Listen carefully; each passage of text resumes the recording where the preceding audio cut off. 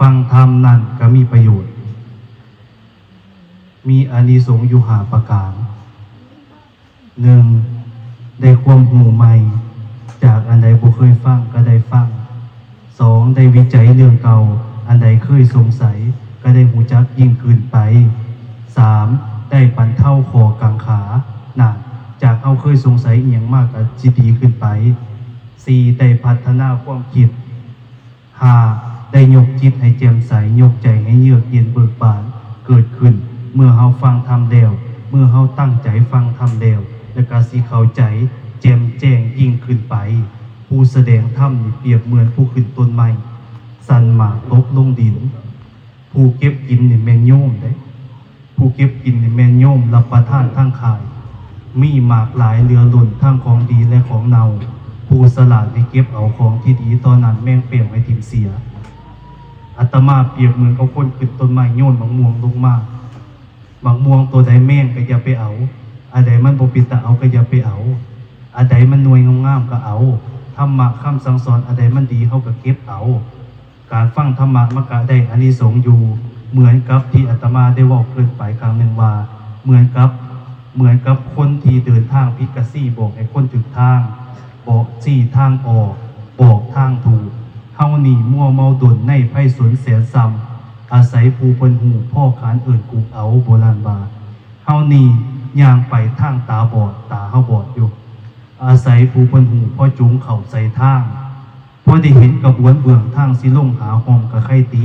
พอได้เห็นกระบวนเบื้องทางเดี่ยวบอนสิโตนคนตาดีมาจูงคนตาบอดเพิ่นบอกว่าอันนี้มันเป็นล่ำห่วยเด้อโตนก็ต้องโตนคันเจ้าบ่โตนเจ้าบ่ตกห่วยผู้เดียวนะเพราะว่าหยังเฮาบ่เห็นหูคนตาดีบอกว่าอันนี้สีเขียวสีแดงสีเหลืองสีดำเด้อคนตาบอดบ่เห็นหูคนตาบอดนี่บ่เห็นหูเฮ็ดจังได๋ยังสิเชื่อก็ต้องเชื่อคนตาดีเพราะว่าหยังเฮาบ่เห็นจังซี่เป็นต้นดังนั้นแล้วการฟังเทศน์ก็มีประโยชน์และก็มีอานิสงส์คือกันสี่ทางออกบอกทางถูกเหมือนกับหงายของที่ขวางอยู่เหมือนกับจุดประทีปโคมไฟ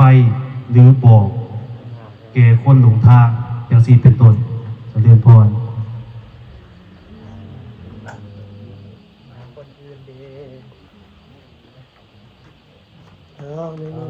เพียงจันทร์เด้ใจเราเป็นนะเด้อโอกาสเป็นนี้มันมีน้อยเด้น้อยอย่างนี้เป็นซ่อนตัวนึงนะเป็นแม่สิ้นทำมายุ่มนั่นน่าหมอน่าหลกอยู่ในหัวใจคิดปั๊บไม่ได้ปั๊บคือว่าแค่คิดพูดก็ได้พูดมาหัวใจนี่บทเสียงเลย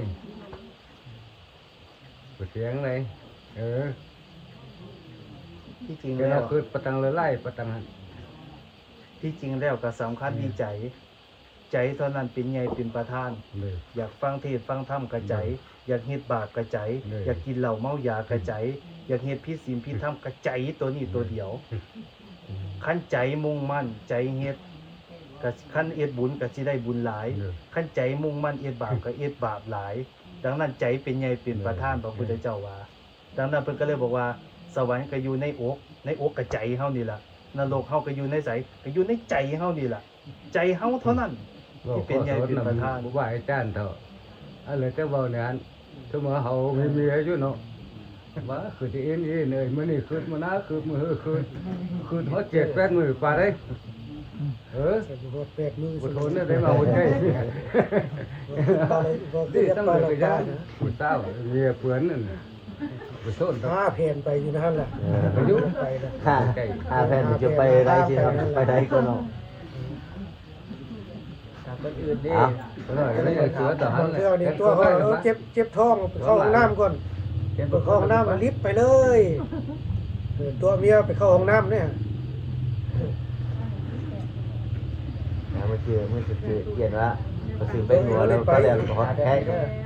ฮอต7-8 มื้อเนาะ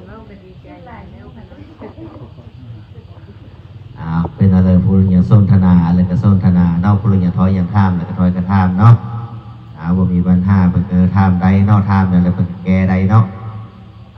ขอเสริญญาติพี่น้องผู้เฒ่าผู้แก่ผู้แสผู้สาวผู้บ่าวผู้แป๋วน้อยนุ่มหญิงชาย